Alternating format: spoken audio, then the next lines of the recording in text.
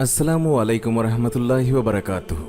প্রিয় দিনী ভাই ও বোনেরা, হজরত ফাতিমা রাদিয়াল্লাহু তাআলা আনহু তার ক্ষণস্থায়ী জীবনে এমন কি কাজ করেছেন যার জন্য রাসূলুল্লাহ সাল্লাল্লাহু আলাইহি ওয়াসাল্লাম তাকে বেহেশতের নারীবাসীদের মধ্যে তাকে বেহেশতবাসী নারীদের নেত্রী বলে অভিহিত করলেন। এই প্রশ্নটি আমাদের মনে আসাটাই স্বাভাবিক। আর এই বিষয়টি অবশ্যই বোঝা যায় যে রাসূলুল্লাহ সাল্লাল্লাহু আলাইহি ওয়াসাল্লাম নিজের খেয়াল খুশি মতো তাকে এমনভাবে অভিহিত করেননি। তিনি প্রবৃত্তির বশবর্তী হয়ে কোনো কথা বলেন না।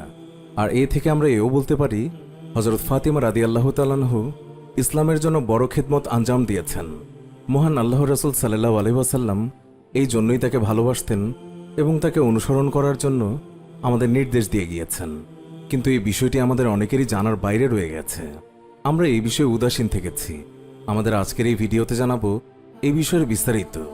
জানাবো নারীকুল শিরোমণি খাতুনে জান্নাত হজরত ফাতিমা রাদিয়াল্লাহু তাআলা আনহার জীবনী এবং নানান অজানা তথ্য, যা প্রত্যেকটি মুসলিম নরনারীর জন্য জানা অত্যন্ত জরুরি। একই সাথে তার মৃত্যুর বিশুদ্ধ তথ্য জানতে আমাদের সাথেই থাকুন। ভিডিওটি শুরু করার আগে আপনি যদি আজ এই চ্যানেলে প্রথম ভিজিট করে থাকেন তাহলে অবশ্যই চ্যানেলটি সাবস্ক্রাইব করে পাশে থাকা বেল আইকনটি ক্লিক করুন। এতে করে আমাদের নতুন ভিডিও নোটিফিকেশন দ্রুত আপনার কাছে পৌঁছে যাবে। চলে যাচ্ছি মূল ভিডিওতে। হজরত ফাতিমা রাদিয়াল্লাহু তাআলা আনহু ছিলেন নারী ও পুরুষ তথা গোটা মানবজাতির জন্য এক অসাধারণ ত্যাগ, বিশ্বস্ততা, অন্যায়ের ব্যাপারে আপোষহীনতা, সততা, দানশীলতা, ধৈর্য কিংবা বিশ্বস্ততা। আর অন্যায়ের ব্যাপারে আপোষহীনতা, সততা, দানশীলতা, ধৈর্য, চারিত্রিক পবিত্রতা, আল্লাহ তাআলার প্রতি সন্তুষ্টিসহ অনেক মহান স্বর্গীয় গুণের আদর্শ। আর এই জন্যই তার উপাধি ছিল আস-সিদ্দিকা বা সত্যনিষ্ঠ, আল মুবাররাকা বা বরকতপ্রাপ্ত, আত-তাহিরা বা পবিত্র, আল মারজিয়া বা আল্লাহর প্রতি সন্তুষ্ট, আজ-জাকিয়া বা সতী, আজ-জাহরা বা দ্যুতিময় ইত্যাদি বহুগুণে গুণান্বিত। স্নেহময়ী জননীর মতো বিশ্বনবী সাল্লাল্লাহু আলাইহি ওয়াসাল্লামের সেবা যত্ন করা এবং বিপদের সময় তার সহায়তায় এগিয়ে আসার জন্য মহিয়সী নারী ফাতিমা রাদিয়াল্লাহু তাআলা আনহুর অন্য একটি নাম হচ্ছে উম্মে আবিহা বা পিতার জননী।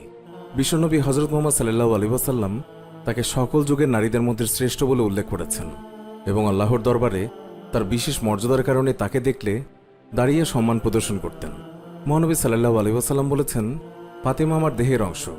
যা কিছুই তাকে সন্তুষ্ট করে তা আমাকেও সন্তুষ্ট করে, এবং যা কিছু আমাকে সন্তুষ্ট করে তা আল্লাহ তাআলাকেও সন্তুষ্ট করে। আর যা কিছুই ফাতিমাকে কষ্ট দেয় তা আমাকে অবশ্যই কষ্ট দেয়, আর যা আমাকে কষ্ট দেয় তা আল্লাহ তাআলাকেও কষ্ট দেয়। হজরত ফাতিমা রাদিয়াল্লাহু তাআলা আনহু বেহেশতে সর্বপ্রথম প্রবেশ করবেন, এই কথা বিশ্বনবী সাল্লাল্লাহু আলাইহি ওয়াসাল্লাম উল্লেখ করেছেন। অনেক ইসলামী বর্ণনা মতে পবিত্র কোরআনের সূরা কাউসারে উল্লেখিত কাউসার বলতে হজরত ফাতিমাকে বোঝানো হয়েছে। মক্কার মুশরিক ও কাফেরা যখন বিশ্বনবী সাল্লাল্লাহু আলাইহি ওয়াসাল্লামকে অবতার কিংবা নির্বংশ বলে উপহাস করত এবং রাসূলের ওফাতের পরে তার ধর্ম শেষ হয়ে যাবে এই বলে প্রচার করত, তখন এই সূরা নাজিল হয়। এই সূরায় কাফেরাই নির্বংশ হবে বলে উল্লেখ করা হয়েছে। হজরত ফাতিমা রাদিয়াল্লাহু তাআলা আনহুর মাধ্যমে রাসূল পাক সাল্লাল্লাহু আলাইহি ওয়াসাল্লামের বংশধারা আজও অব্যাহত রয়েছে। অন্যদিকে নির্মূল হয়ে গেছে আবু লাহাব এবং আবু জাহেলদের বংশধর। হজরত ফাতিমা রাদিয়াল্লাহু তাআলা আনহু ছিলেন বিশ্বনবী সাল্লাল্লাহু আলাইহি ওয়াসাল্লামের আহলে বাইত, যা পবিত্র বংশধারায় জন্ম নেয়া মুসলমানদের 11 জন ইমামের জননী। বিশ্বনবী সাল্লাল্লাহু আলাইহি ওয়াসাল্লাম ও স্বামী আমিরুল মুমিনিন হজরত আলী রাদিয়াল্লাহু তাআলা আনহুর পর এই 11 জনই ইসলামকে সব সংকট এবং দুর্যোগের কবল থেকে রক্ষার তরী হিসাবে ভূমিকা রেখেছেন। এরই প্রমাণ দেখা যায় কারবালায় তার পুত্র হজরত ইমাম হুসাইন রাদিয়াল্লাহু তাআলা আনহু এক নজিরবিহীন আত্মত্যাগে মুসলমানদের নেতা হিসেবে এবং বেহেশতি যুবকদের সর্দার হিসেবে এই দুই মহাপুরুষকে গড়ে তোলার প্রশিক্ষণ দিয়ে গেছেন হজরত ফাতিমা রাদিয়াল্লাহু তাআলা আনহু। একজন পরিপূর্ণ আদর্শ মানুষ হিসেবে হজরত ফাতিমা রাদিয়াল্লাহু তাআলা আনহু এটাই প্রমাণ করেছেন যে পরিপূর্ণতার শিখরে ওঠার জন্য নারী বা পুরুষ হওয়া জরুরি কোনো শর্ত নয়। তিনি জন্ম নিয়েছিলেন এমন এক যুগে যখন আরবরা নারীকে মনে করত কেবলমাত্র ভোগের সামগ্রী এবং জাত্যাভিমানে আরবদের ঘরে কন্যা সন্তান জন্মগ্রহণ করলে তারা অমর্যাদার ভয়ে কন্যা সন্তানকে সেই সময় জীবন্ত কবর দিত বা গোপনে মেরে ফেলত। কিন্তু মহান আল্লাহ তাআলা তার সর্বশেষ রাসূল এবং সর্বশ্রেষ্ঠ মহামানবের ঘরে একজন কন্যা সন্তান পাঠিয়ে নারী জাতির জন্য অশেষ সম্মান এবং মুক্তির ব্যবস্থা করেছেন। হজরত ফাতিমা রাদিয়াল্লাহু তাআলা আনহু ছিলেন একজন আদর্শ জননী, একজন আদর্শ স্ত্রী বা গৃহিণী, একজন আদর্শ সমাজসেবিকা। অর্থাৎ মুসলিম নারী যে স্বাধীনতা বজায় রেখে জীবনের সব ক্ষেত্রে গুরুত্বপূর্ণ ভূমিকা রাখতে পারে তারই দৃষ্টান্ত তিনি দেখিয়ে গিয়েছেন। আজকের যুগে যেসব মহিলা বা বুদ্ধিজীবী নারী মুক্তির কথা ভাবছেন, তাদের জন্য প্রকৃত আদর্শ হওয়া উচিত হজরত ফাতিমা রাদিয়াল্লাহু তাআলা আনহু। হজরত ফাতিমা সাল্লাল্লাহু আলাইহি ওয়াসাল্লামের সান্নিধ্য এবং সেবা না পেলে আমিরুল মুমিনিন হজরত আলী রাদিয়াল্লাহু তাআলা আনহুর জীবনও পুরোপুরি বিকশিত কিংবা পরিপূর্ণতা লাভ করত না। তারা ছিলেন একে অপরের প্রতি পুরোপুরি সন্তুষ্ট। বিশ্বনবী হজরত মুহাম্মদ সাল্লাল্লাহু আলাইহি ওয়াসাল্লাম হজরত ফাতিমা রাদিয়াল্লাহু তাআলা আনহুকে মানুষের আকৃতিতে ফেরেশতা বলেও প্রশংসা করেছেন। তিনি বলতেন, আমি যখনই বেহেশতে সুবাস পেতে চাইতাম তখনই কন্যা ফাতেমার ঘ্রাণ নেই।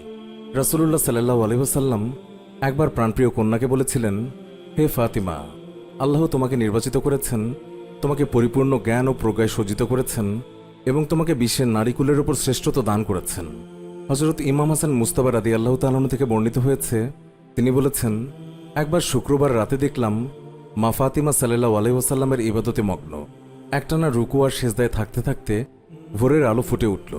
আমি শুনতে পেলাম তিনি মুমিন নারী ও পুরুষদের জন্য অনেক দোয়া করছেন, কিন্তু নিজের জন্য কোনো দোয়াই করলেন না। আমি প্রশ্ন করলাম, মা, আপনি কেন নিজের জন্য দোয়া করলেনই না, যেইভাবে অন্যরা দোয়া করে থাকে? তিনি তার জবাবে বললেন, হে আমার পুত্র, আগে প্রতিবেশীর কথা ভাবতে হবে, তারপর নিজের ঘরের কথা। আল্লাহর সন্তুষ্টির জন্য রাত জেগে ইবাদত বান্দেগি করা ছাড়াও প্রায় রোজা রাখা এবং গরিব দুঃখীকে অসাধারণ মাত্রায় দান খয়রাত করা ছিল হজরত ফাতিমা রাদিয়াল্লাহু তাআলা আনহুর বিশেষ বৈশিষ্ট্য। জনসাধারণ বা কারো উদ্দেশ্যে যে কোনো বক্তব্য রাখার আগে দীর্ঘক্ষণ ধরে মহান আল্লাহর বিভিন্ন নিয়ামতের কথা খুব সুন্দর এবং হৃদয়স্পর্শী ভাষায় তুলে ধরে আল্লাহ তাআলার প্রশংসা করা ছিল তার অন্য একটি বড় বৈশিষ্ট্য। বিশ্বনবী সাল্লাল্লাহু আলাইহি ওয়াসাল্লামের আহলে বায়েতের অন্য সদস্যদের মতো তিনিও কখনো অন্যায়ের সাথে আপোষ করেননি। আল্লাহ তাআলার সন্তুষ্টির জন্য কাজ করা কিংবা এতে সক্রিয় থাকার মধ্যেই তিনি আনন্দ খুঁজে পেতেন।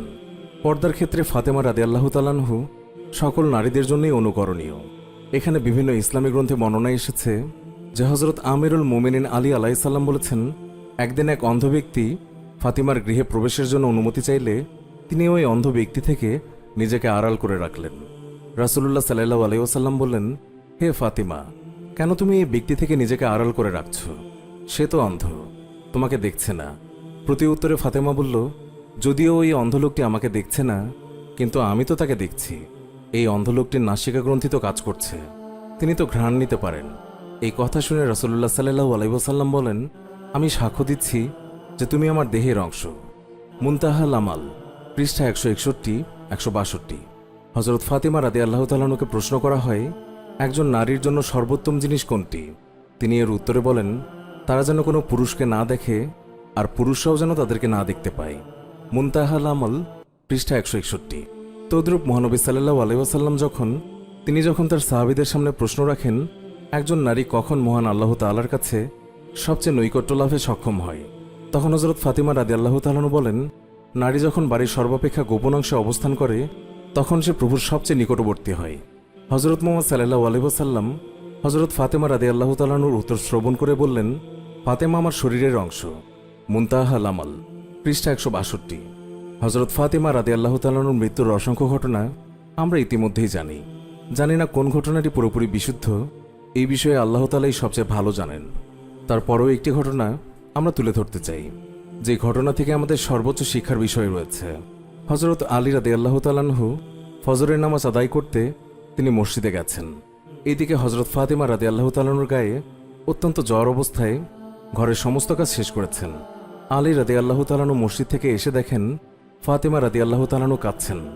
সেই সময় তিনি প্রশ্ন করলেন, ইয়া ফাতিমা, তুমি কাঁদছো কেন? ফাতিমা কোনো উত্তর দিলেন না। ফাতিমা আরও জোরে জোরে কাঁদতে লাগলেন। আলী রাদিয়াল্লাহু তাআলা আনহু কয়েকবার প্রশ্ন করার পর ফাতিমা রাদিয়াল্লাহু তাআলা আনহু কাঁদতে কাঁদতে বলেন, আমি স্বপ্নের মাঝে দেখছি আমার আব্বাজান রাসূলুল্লাহ সাল্লাল্লাহু আলাইহি ওয়াসাল্লাম আমার ঘরের ভিতরে ঢুকে কি যেন তালাশ করছেন। ঘর থেকে বাইরে যাওয়ার সময় আমি পেছন দিক থেকে আমার আব্বাজানকে ডাক দিলাম, ও আব্বাজান, আপনি কি তালাশ করছেন? আব্বাজান মুহাম্মদ রাসূলুল্লাহ সাল্লাল্লাহু আলাইহি ওয়াসাল্লাম বলছেন, ও আমার ফাতিমা, আমি তোমাকে তালাশ করছি, তোমাকে নিয়ে যাওয়ার জন্য। আরও বললেন, ও আমার ফাতিমা, আজকে তো তুমি রোজা রাখবে, সেহরি খাবে আলীর দস্তরখানায়, আর ইফতার করবে আমি আব্বাজানের দস্তরখানায়। হযরত আলী রাদিয়াল্লাহু তাআলা আনহু এই স্বপ্ন শোনার পর দুইজনের বুঝতেই বাকি থাকলো না যে ফাতিমা আজকেই ইন্তেকাল করবেন। দুইজন আরও জোরে জোরে সেই সময় কাঁদতে লাগলেন। এই সময়ের মধ্যেই হযরত হাসান হুসেন রাদিয়াল্লাহু তাআলা আনহু এসে তারা জিজ্ঞাসা করছেন, ও আব্বাজান, ও আম্মাজান, আপনারা দুইজন কাঁদেন কেন? ফাতেমা রাদিয়াল্লাহু তাআলার একটা অভ্যাস ছিল, যখন হাসান হুসাইন রাদিয়াল্লাহু তাআলাহু কোনো কাজে বিরক্ত করতেন, তখন দুইজনকে নানাজানের কবরের কাছে নিয়ে যেতেন। আজকেও ফাতেমা বললেন, তোমরা দুইজন এখন নানার কবরের সামনে চলে যাও। কবরের নিকটে যাওয়ার সাথে সাথে কবর থেকে আওয়াজ আসলো, ও আমার আদরের নাতিরা, এই মুহূর্তে তোমরা আমার কাছে কেন এসেছ? আমার কাছে তো সবসময় আসতে পারবে। এখন যাও, গিয়ে তোমার মায়ের চেহারার দিকে তাকিয়ে থাকো। আজকের পরে আর তোমার মাকে দেখতে পাবে না। এই কথা শোনার পর দুই ভাই কাঁদছে আর দৌড়াতে দৌড়াতে তার মার নিকট চলে আসলো। এই সময় হযরত ফাতিমা রাদিয়াল্লাহু তাআলা আনহা বললেন, তোমরা দুইজন কাঁদছো কেন? বুঝতে পেরেছি, নানাজান তোমাদেরকে বলে দিয়েছেন আজকের দিনটা তোমার জন্য শেষ দিন। নানাজান বলেছেন তোমার চেহারার দিকে তাকিয়ে থাকার জন্য, এটাই আমাদের প্রতি তার নির্দেশ ছিল। বিকেলের দিকে হযরত ফাতিমা রাদিয়াল্লাহু তাআলা আনহার শরীর খুব বেশি খারাপ হলো। সেই সময় তাকে বিছানাতে শোয়ানো হলো। ফাতিমা রাদিয়াল্লাহু তাআলা আনহার মৃত্যুর পূর্বক্ষণে আলী রাদিয়াল্লাহু তাআলা আনহুকে তিনি তিনটি কথা বলেন। এক, হযরত আলী আলাইহিস সালাম, যেদিন থেকে আমি আপনার ঘরে এসেছি ওই দিন থেকে নিয়ে আজ পর্যন্ত আপনাকে আমি অনেক কষ্ট দিয়েছি। আপনি যদি আমাকে ক্ষমা না করেন, আমি সন্তানের কারণে আমার আব্বাজান থেকে লজ্জিত হব। বলেন, আপনি আমাকে ক্ষমা করেছেন কিনা? হযরত আলী রাদিয়াল্লাহু তাআলা আনহু বললেন, ও ফাতিমা, তুমি এইসব কি বলছো? আমি আলী তো তোমার যোগ্য ছিলাম না। তোমার আব্বাজান দয়া করে তিনি মেহেরবানি করে তোমাকে আমার কাছে বিয়ে দিয়েছেন। বিয়ের দিন থেকে নিয়ে আজ পর্যন্ত আমি আলী তোমাকে কোনোদিনও ঠিকমতো দুই বেলা খানাও খাওয়াতে পারিনি। ও ফাতিমা, তুমি বলো, আমাকে তুমি ক্ষমা করেছো কিনা? যদি আমাকে ক্ষমা না করো, তাহলে আমাকেও কিয়ামতের দিন কঠিন শাস্তি ভোগ করতে হবে।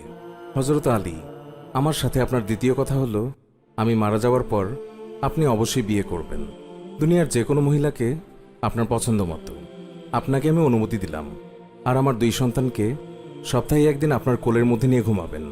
3, হযরত আলী, আপনার সাথে আমার তৃতীয় কথা হলো, হাসান হুসাইন যখন বালেগ হবে তখন দুই ভাইকে আল্লাহর রাস্তায় সোপর্দ করে দিবেন এবং আমাকে রাতের বেলায় দাফন করবেন। হযরত আলী রাদিয়াল্লাহু তাআলা আনহু বললেন, তুমি নবীর মেয়ে, আমি সবখানে খবর দিয়ে তোমার দাফন করব, এতে সমস্যা কি? হযরত ফাতিমা রাদিয়াল্লাহু তাআলা আনহু বললেন, আমার কাফনের কাপড়ের উপর দিয়ে সবাই অনুমান করবে যে নবীর মেয়ে কতটুকু লম্বা ছিল, কতটুকু তার স্বাস্থ্য ছিল, এতে আমার পর্দা ভঙ্গ হবে। হযরত ফাতিমা আলাইহিস সালামের ইন্তেকালের পর তার লাশের খাটিয়া বহন করার মানুষ মাত্র 3 জন, হযরত আলী রাদিয়াল্লাহু তাআলা আনহু এবং শিশু হাসান এবং হুসাইন। হযরত আলী ভাবছিলেন যে খাটিয়া বহন করার জন্য মানুষ আরও একজন প্রয়োজন, তবেই 4 কোণায় 4 জন তারা কাঁধে নিতে পারবেন। এই সময় হযরত আবু যর গিফরি রাদিয়াল্লাহু তাআলা আনহু তিনি এগিয়ে এলেন এবং খাটিয়ার এক কোণা বহন করলেন। হযরত আলী প্রশ্ন করলেন, ও আবু যর, আমি তো কাউকেই বলিনি, আপনি জানলেন কিভাবে? হযরত আবু যর গিফরি রাহমাতুল্লাহ আলাইহি বলেন, আমি আল্লাহর রাসূল সাল্লাল্লাহু আলাইহি ওয়াসাল্লামকে স্বপ্নে দেখেছি। তিনি বললেন, হে আবু যর, আমার ফাতেমার লাশ বহন করার জন্য সেখানে লোকের অভাব, তুমি তাড়াতাড়ি চলে যাও। হযরত আলী, আমাকে তো হুজুরে আকরাম সাল্লাল্লাহু আলাইহি ওয়াসাল্লাম আসতে বলেছেন। হযরত ফাতিমা রাদিয়াল্লাহু তাআলা আনহুকে যখন কবরে নামাচ্ছেন, তখন হযরত আবু যর গিফরি রাদিয়াল্লাহু তাআলা আনহু তিনি কবরের কাছে গিয়ে কবরকে উদ্দেশ্য করে বললেন, হে কবর, তুই কি জানিস আজ তোর মধ্যে কাকে রাখছি? তিনি জান্নাতের সকল মহিলাদের সর্দার ফাতেমা রাদিয়াল্লাহু তাআলা আনহু। কবর থেকে কোনো আওয়াজ নেই। উনি হযরত হাসান হুসাইনের আম্মা। এরপরও কবর থেকে কোনো আওয়াজ নেই। উনি হযরত আলী রাদিয়াল্লাহু তাআলা আনহুর স্ত্রী। এবারও কবর থেকে কোনোই আওয়াজ নেই। উনি তো জাহানের বাদশার মেয়ে। খবরদার, বেয়াদবি করবি না। আল্লাহ তাআলা কবরের জবান সেই সময় খুলে দিলেন। কবর বলল, আমি অন্ধকার ঘর, আমি সাপ বিচ্ছুর ঘর, আমি এমন একটি ঘর যার মধ্যে কোনো বংশ পরিচয় কাজ হয় না। ফাতেমাকে চিনি না, হযরত আলীর স্ত্রীকে আমি চিনি না, হাসান হুসাইনের আম্মাকেও আমি চিনি না, জান্নাতের মহিলাদের সর্দারনিকে আমি চিনি না। আমি শুধু চিনি ঈমান আর আমল। আমার মধ্যে কেউ যদি ভালো আমল নিয়ে আসে, আমি কবর তাকে জান্নাতের বিছানা বিছিয়ে দেব। আর যদি কেউ খারাপ আমল নিয়ে আসে, তাহলে আমি কবর 2 দিক থেকে এমন জোরে চাপ দেব, হাড় মাংস মাটির সাথে একেবারে একত্রিত হয়ে যাবে। আমার ভাই ও বোনদের উদ্দেশ্য করে বলছি, একটু চিন্তা করে দেখুন, যদি রাসূলুল্লাহ সাল্লাল্লাহু আলাইহি ওয়াসাল্লামের আদরের মেয়ে ফাতেমা, যাকে জান্নাতের সর্দারানী বলা হয়েছে, তার জন্য কবর এমন কথা বলতে পারে, তাহলে আমাদের কি অবস্থা হবে? বুঝতে পারছেন? আল্লাহ আমাদের সকলকে নেক আমল করে কবরে যাওয়ার তৌফিক দান করুন। আমিন। প্রিয় দর্শক, ভিডিওটি শেষ করার আগে আপনার কাছে আকুল আবেদন করছি, আপনি অবশ্যই আমাদের আজকের এই ভিডিওটি আপনার ঘরের নারীদেরকে দেখাবেন, যাতে করে তারা এই ভিডিওটি দেখে পর্দার বিষয়ে আরও যত্নবান হয়, জানতে পারে কেমন ছিল জান্নাতের নারীদের সর্দারের জীবনযাপন। সেই সাথে কমেন্ট করে জানিয়ে দিন আমাদের এই আলোচনা নিয়ে আপনার মতামত। ভিডিওটি ভালো লেগে থাকলে অবশ্যই একটি লাইক দিন এবং শেয়ার করে সবাইকে দেখার সুযোগ করে দিন। ইসলামের আরও এমনি সুমহান ব্যক্তিত্বদের জীবনী ও নানা রকম তথ্য নিয়ে নিত্য নতুন ভিডিও পেতে আমাদের চ্যানেলটি সাবস্ক্রাইব করে আমাদের সাথেই থাকুন।